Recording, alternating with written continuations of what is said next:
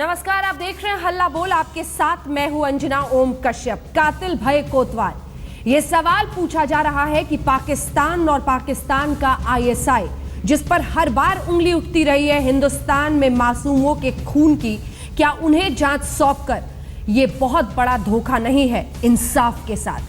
ये सवाल आज ना सिर्फ तमाम राजनीतिक पार्टियां पूछ रही हैं, बल्कि ये सवाल आज हम हल्ला बोल में भी पूछेंगे। कई खास मेहमान हमारे साथ शामिल होंगे, लेकिन सबसे पहले कौन से हैं वो 5 सवाल जिन पर आज हम हल्ला बोल में करेंगे चर्चा, क्योंकि पठानकोट मामले में JIT जॉइंट इन्वेस्टिगेटिव टीम जो आई है पाकिस्तान से, वो जांच कर रही है। पाकिस्तानी जांच टीम ने आखिर जो मददगार हैं आतंकियों के, हमने हमेशा कहा है पाकिस्तान को, उसी को हम जांच की इजाजत क्यों दे दें, उसी के हाथ में जांच क्यों सौंप दें? जांच के लिए भारतीय टीम भी क्या पाकिस्तान जाएगी? अगर जाएगी तो पहले हमारी टीम क्यों नहीं गई? उनके आने के बाद क्या अब हमें बदले में यह दिया जा रहा है? यह सवाल भी पूछना लाजमी है। भारत में मिले सबूतों के बाद क्या पाक अपना गुनाह मानेगा? क्या जिस पर खुद आरोप है वो जांच के लिए पहुंच रहा है और वो खुद कहेगा कि हां हमने ये किया है? जांच की इजाजत कूटनीतिक मजबूरी है या फिर मास्टर स्ट्रोक? क्योंकि बीजेपी का कहना है कि ये मास्टर स्ट्रोक है, क्योंकि हमें इसके बाद जांच में बहुत फायदा मिलेगा। हम पाकिस्तान जाएंगे, हम वहां के जो हिंदुस्तान के नजरिए से मोस्ट वांटेड है उनसे पूछताछ करेंगे। आइए आपको अपनी रिपोर्ट दिखाते हैं। पठानकोट में लगभग 80 घंटे वो जंग चली थी, जब आतंकियों को मार गिराने की कोशिश हो रही थी। 7 जवान शहीद हुए थे। देखिए रिपोर्ट।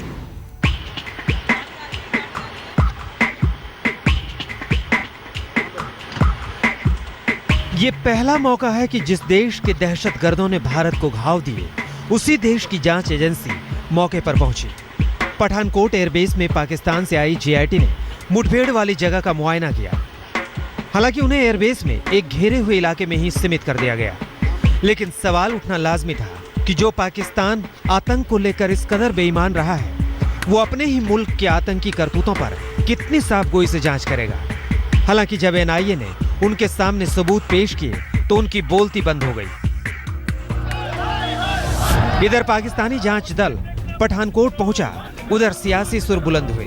कांग्रेस और आम आदमी पार्टी ने विरोध का झंडा बुलंद किया। ये बहुत ही शर्मनाक है भारतवासियों के लिए, देश के लोगों के लिए, कि पठानकोट की आतंकवादी घटना की जिसकी जिम्मेदारी पाकिस्तान के आतंकवादी संगठन ने ली, उसकी जांच करने कौन आ रहा है? जो भारत में आतंकवाद फैलाता है वो ISI आ रहा है। ऐसी ISI का हम विरोध करते हैं। बताया जा रहा है कि पाक जांच दल के सामने पठानकोट हमले में जैश-ए-मोहम्मद के हाथ होने के सबूत सामने रखे गए हैं। NIA ने पाक JIT को AK-47, पिस्तौल, ग्रेनेड जैसे हथियार, दूरबीन, GPS डिवाइस, कपड़े, खजूर, तार काटने वाले औजार और जूते दिखाए, जो पाकिस्तान के थे। पाक जांच दल को पीछे के रास्ते से एयरबेस में ले जाया गया, जहां मुठभेड़ हुई थी। सिर्फ उसी जगह तक रखा गया। तमाम जगहों पर पर्दे टांग दिए गए ताकि वो कुछ और न देख सकें। इसके अलावा उन्हें आतंकियों के एंट्री पॉइंट बामियाल और उस नहर के पास ले जाया गया जहां से वो भारत में दाखिल हुए थे। इस मुद्दे पर बुधवार को पाक JIT और NIA की दोबारा बैठक होगी। NIA ने इस बैठक के लिए हमले से जुड़े सवाल तैयार कर लिए हैं, जिन्हें JIT के सामने रखा जाएगा और अब तक पेश किए गए सबूतों पर कार्रवाई के बारे में पूछा जाएगा।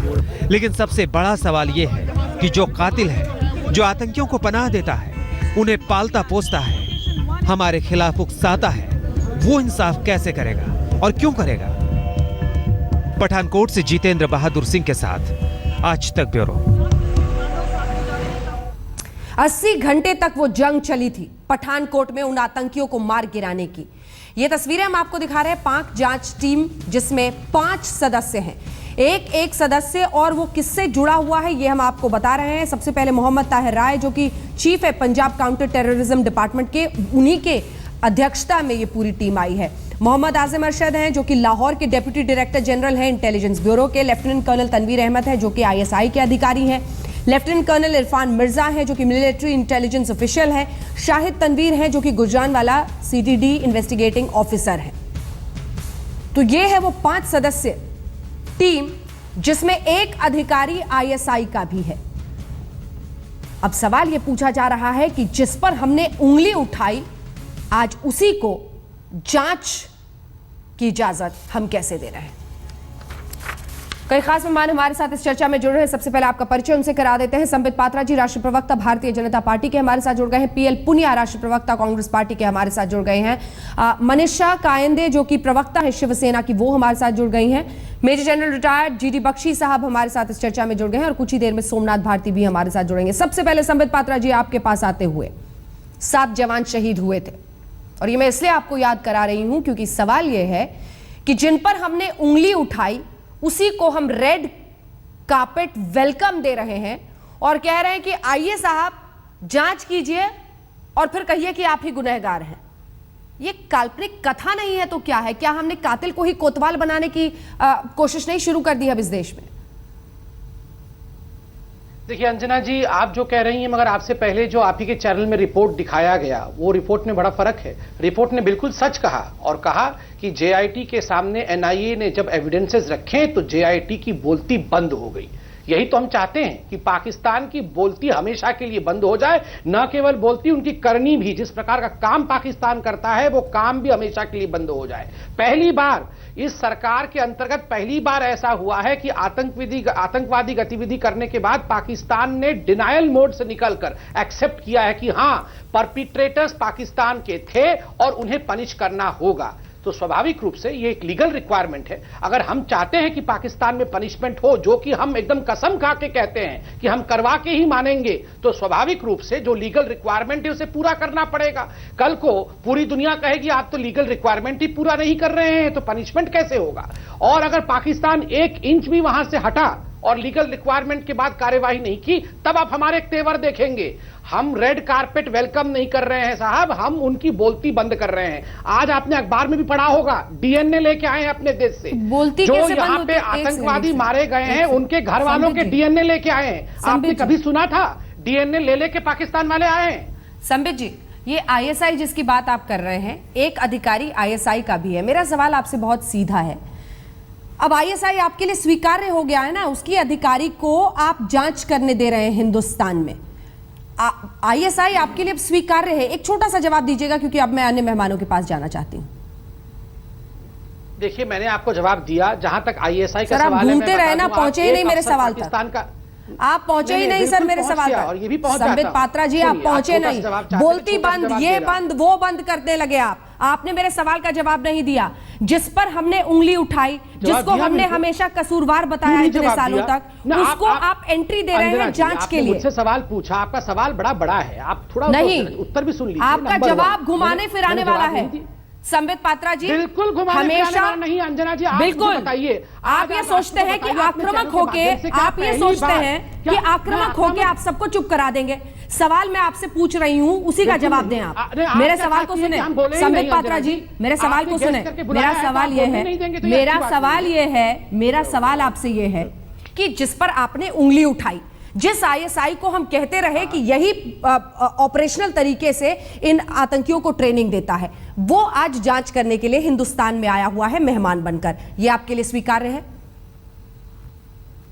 अंजना जी, पहले आप ये बता दीजिए कि क्या पहली बार भारत में ऐसा नहीं हुआ कि आतंकवादी गतिविधि के बाद पाकिस्तान ने माना है कि उसके सरजमीन से आतंकवादी गतिविधि हुई है? आप इसे अचीवमेंट मानते हैं या नहीं मानते हैं? जहां तक आईएसआई के आदमी का सवाल है, हम आईएसआई को बिल्कुल स्वीकार नहीं करते हैं, मगर याद रखिए पाकिस्तान का हर अफसर, संबित जी, ये किसने कहा है कि पाकिस्तान ने मान लिया है? अफसर है सर संबित पात्रा जी, वो जांच के लिए आ रहे हैं और पाकिस्तान ने पहले ही मान लिया है कि उन्हीं की सरजमी से ये हुआ है। वो जांच के लिए फिर क्यों आ रहे हैं जब सब मान लिया है? करूं, वो एविडेंस गैदर करने आ रहे हैं और इसको आप निकाल दीजिए कि वो यहाँ पे इन्वेस्टिगेशन करके हमें किसी किसका बयान है? संबित पात्रा जी, पाकिस्तान के किस नेता का, किस प्रधानमंत्री का, किस मंत्री का बयान है कि हम ये स्वीकार करते हैं कि पाकिस्तान से जाकर ये आतंकियों ने हमला किया है?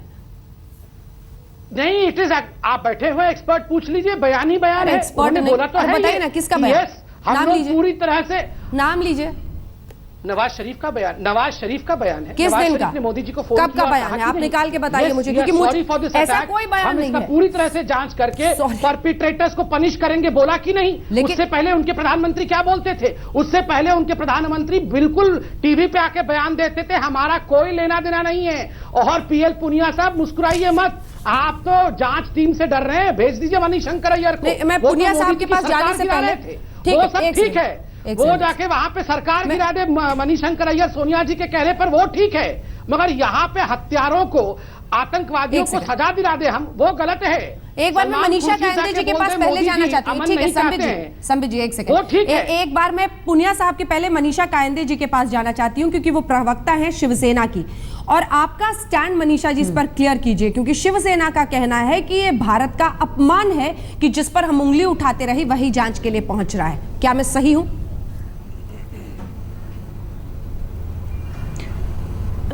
देखिए ये बिल्कुल सही है, क्योंकि पाकिस्तान पे कभी भी भरोसा नहीं कर सकते, क्योंकि भारत की ये मांग कब से है कि पाकिस्तान को एक आतंकवादी राष्ट्र करके घोषित करना चाहिए, पाकिस्तान के साथ कोई भी संबंध नहीं होने चाहिए। हम क्रिकेट भी क्यों खेल रहे पाकिस्तान के साथ? देखिए हमें लगा कि कोई बदलाव आएगा, मोदी जी नई सरकार बनी है, हम इस सरकार में शामिल है जरूर, और सरकार को हम हर मामले में मदद करेंगे, मगर ऐसा है कि आप वहां पर चोर को ही बुला रहे हैं। जिस आईएसआई की गतिविधियों पे सभी को शंका है, जो प्रमुख इसमें सभी आतंकवादी हमलों में और ये इन सभी में जो इन्वॉल्व है, आप उन्हीं को बुला रहे हो। अब संबित जी बोलिए। ये पाकिस्तान का सिर्फ एक आई वॉश होगा, इसमें कुछ भी निकलने वाला नहीं है। और देखिए अजमल, एक मिनट अंजना, जब अजमल कसाब की जब भी तहकीकात चल रही थी तभी पाकिस्तान ने कोई कुछ भी कोऑपरेट नहीं किया था, और ये एक सिर्फ आई वॉश जिसे हम कहते हैं ऐसा ही होगा, इससे कुछ भी हासिल होने वाला नहीं है। और आईएसआई का हम भारत सरकार एक कंडीशन रख सकती थी कि आईएसआई का व्यक्ति इस टीम में ना हो। हाँ संबित पात्रा जी, अभी तक आपको हर कोई का सवाल बुरा लग रहा हो, ये आपकी अलायंस की पार्टी है शिवसेना, अब जवाब दीजिए। हाँ नहीं, उनको भी अधिकार है सवाल पूछने का और हम जवाब देंगे। कायंदे साहब मैडम ने भी पूछा और बाकी लोग पूछ रहे हैं कि क्या बदल गया। एक्सेप्टेबिलिटी पे तो मैंने बताया 6 मार्च 2016, देखिए आप बोल रहे थे ना किसका बयान है, मैं तो आपको न्यूज़पेपर दिखा रहा हूं, टाइम्स ऑफ इंडिया का। 10 आतंकवादी हिंदुस्तान में घुसे, पाकिस्तान के एनएसए ने फोन करके हमारे एनएसए को बताया कि 10 आतंकवादी पाकिस्तान से गुजरात में चले गए हैं, जाके उनको न्यूट्रलाइज करिए, ये हमारी एजेंसी की रिपोर्ट है। बताइए आज तक हिंदुस्तान में ऐसा मत कीजिए, पठानकोट की बात हो रही है, हिंदुस्तान को पठानकोट की बात हो रही है संबित पात्रा जी, मैं आपको रॉन्ग फैक्ट्स मत बताइए, गलत फैक्ट्स मत बताइए। पाकिस्तान के साथ डिप्लोमेसी के ऊपर हमें सवाल पूछा, मैंने बताया कि डिप्लोमेटिकली हमारी सरकार सक्सेसफुल है और विश्वास रखिए। आज भी जो संबित पात्रा जी, आज भी नहीं, भरोसा का सवाल है। आज भी जब आप मुझसे यहाँ पर बात कर रहे हैं और उनकी ज्वाइंट इन्वेस्टिगेटिव टीम यहाँ पर जांच कर रही है, हमारे एक व्यक्ति को वहां पर पकड़ के जबरन स्पाई घोषित करने की कोशिश की जा रही है, आज भी इस पर क्या जवाब होगा आपका संबित पात्रा जी? नहीं, वो देखिए, वो स्पाई घोषित करने से स्पाई तो नहीं हो जाएगा ना, वो डिप्लोमेटिक लेवल पे सरकार डील कर रही है। आप देखिए जिस प्रकार से आतंकवाद के ऊपर पहली बार इस सरकार के दौरान बातचीत शुरू हुई है, किसी और पहलू पे बातचीत नहीं शुरू हुई है, टॉक्स ऑन टेरर आरंभ हुआ है। हम तो चाहते हैं कि किसी भी कीमत पे पाकिस्तान अपने गरिबान पे झांके और पाकिस्तान उन आतंकवादियों को जिसको उन्होंने पनाह दिया हुआ है उन्हें खत्म करे, यही तो कवायद चल रहा है। और अंजना जी 10 सेकंड अंत में लेता हूं, बस उसके बाद आप सर आपके 10 सेकंड में सोच रही हूँ कि अमित शाह जी को दे दूं। संबित पात्रा जी आपके 10 सेकंड अमित शाह जी को दे देती हूँ। 20 सेकंड बोला है उन्होंने पठानकोट हमले नाम लिया है जी, तो अमित शाह जी को सुना देते हैं। कि पाकिस्तान की जो टीम आई है वो सीमित दायरा उसकी जांच का रखा है, वो ना एयरबेस पर जाने वाले ना सेना के अधिकारों से चर्चा करेंगे, बाकी सब चीजों की जांच करेंगे। और मैं मानता हूं कि पहली बार पाकिस्तान ने जांच करने के लिए सीरियस एफर्ट्स करे हैं। परिणाम क्या आएगा वो जांच के बाद मालूम पड़ेगा। पीएल पुनिया साहब, अब मैं आपके पास जल्दी से आना चाहती हूं, क्योंकि 2 बातें हैं। एक तो जो अमित शाह बता रहे हैं कि बहुत सीमित दायरे में जो क्राइम की जगह है वही उनको एक्सेस दिया गया है, पूरा पठानकोट एयरबेस नहीं दिया गया है। और अगर आप भूल गए हो तो सितंबर 2013 की ये रिपोर्ट मैं आपको दिखाना चाहती हूं, जब 26/11 के बाद पाकिस्तानी जुडिशियल पैनल को हिंदुस्तान में आकर क्रॉस एग्जामिन करने की इजाजत दी थी आप ही की सरकार ने। शायद बहुत कम लोग अब तक ये जानते हो, लेकिन मैं अपने दर्शकों को और आपको भी दिखाना चाहती हूं कि 26/11 के बाद आपने तो जुडिशियल पैनल को कोर्ट में क्रॉस एग्जामिन करने की इजाजत दी थी। उज्जवल निकम वहां पर वकील मौजूद थे और उन्होंने बाकायदा, चाहे मजिस्ट्रेट हो जिसके सामने विटनेस रिकॉर्ड किया गया था, उन्होंने क्रॉस एग्जामिन किया था इस उम्मीद में कि हमारी भी एक टीम को वो जाने देंगे पाकिस्तान। देखिए अंजना जी, जो अभी जो जुडिशियल पैनल ने आके क्रॉस एग्जामिनेशन किया था, हाँ। तो आज की टीम है और उस टीम में दोनों में फर्क है। ये आईएसआई की टीम है। ये आईएसआई जो कि सारी घटनाएं जो 26/11 जो किया था वो भी आईएसआई को उसका इन्वॉल्वमेंट था, और जुडिशियल टीम एक अलग अपनी हैसियत रखती है और आईएसआई की टीम जांच करने के लिए आई है। ठीक है, वो तो क्रॉस एग्जामिनेशन कर रहे थे, वो ट्रायल के दौरान कर रहे थे। एक बार और मैं बख्शी जी का कमेंट इस पर चाहती हूं। लेकिन दूसरा महत्वपूर्ण पॉइंट दूसरा है, ये उनका तो जांच कहना है करने आ रही है, आईएसआई के एक अधिकारी को शामिल करना ये बहुत खटकने वाला है। बख्शी साहब, आपको स्वीकार्य है? देखिए, ऐसा है कि मैं बताना चाहूंगा कि जब हम कोई पॉलिसी पोस्चर अडॉप्ट करते हैं, हाँ। वो हमारे तजुर्बे के लिहाज पे उसकी बुनियाद होती है कि हमारा तजुर्बा क्या रहा है। अब हमें बताया जा रहा है कि पाकिस्तान में एक पैराडाइम शिफ्ट हो गया, और अगर पैराडाइम शिफ्ट हुआ है, आपको दिखता है वो शिफ्ट? तो उसको परखने के लिए नहीं, मुझे नहीं दिख रहा, इसलिए मैं कह रहा हूं। मैं कह रहा हूं कि उसको परखने के लिए पहले हमको जो 8 साल पुराना केस है 26/11 का, उसमें क्या सेटिस्फैक्शन दी गई है। हमने किलो पे किलो डोसियर दिए वहां पे पाकिस्तान को, और पाकिस्तान ने मुड़कर हमें बोला साहब ये फिक्शन है, इसको तो उन्होंने अपने लीगल रिकॉर्ड पे भी नहीं लिया। ठीक है, तो साहब अगर ये इतिहास है, हाँ। तो किस बुनियाद पे हम पाकिस्तान पे विश्वास करें? इतिहास अगर ये है तो किस बुनियाद पर ये विश्वास? इस सवाल पाकिस्तान के दिए हुए इतिहास पर बुनियाद कहाँ है भरोसे की? जवाब दीजिए संबित पात्रा जी। नहीं, बिल्कुल ठीक बात है। बिल्कुल मैं जीडी बख्शी साहब के इस बात से बिल्कुल सहमत हूं कि पाकिस्तान भरोसे करने लायक नहीं है, मगर चूंकि ये एक प्रॉक्सी वॉर चल रहा है, ये ऐसा नहीं है कि कल हम उठा के न्यूक्लियर बॉम्ब डाल दें, तो स्वाभाविक रूप से प्रॉक्सी वॉर में साम दाम दंड भेद सबका प्रयोग करके हमको उनके घुटनों पे झुकाना है, और यही ये सरकार कर रही है। आप बिल्कुल विश्वास रखिए। नहीं, मैं बख्शी जी को सम्मानपूर्वक कह रहा हूं, और बख्शी जी भी जानते हैं, उनको बहुत तजुर्बा है इस विषय में।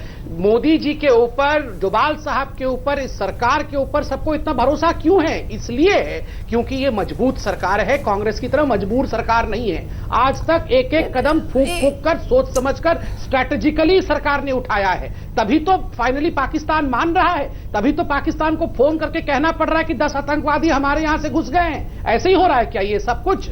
नहीं, ये पैराडाइम शिफ्ट लेकिन बख्शी जी स्वीकार करने को तैयार है नहीं। ये पुनिया साहब का भी सवाल बहुत लाजमी है। पूर्व मुख्यमंत्री हरीश जी, क्यों नहीं आप अपने घर को संभाल पाए? कैसे हुआ ये सब? देखिए, जब निरंकुश हो